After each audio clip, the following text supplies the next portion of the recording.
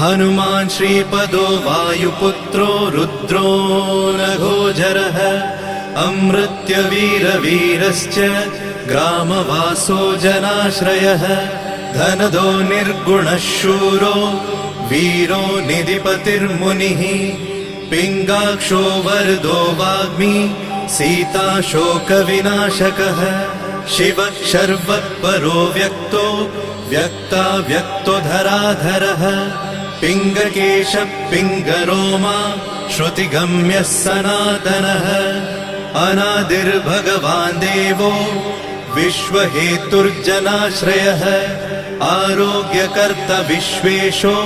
विश्वनाथो हरीश्वरः भर्गो रामो रामभक्तः कल्याणप्रकृतिस्थिरः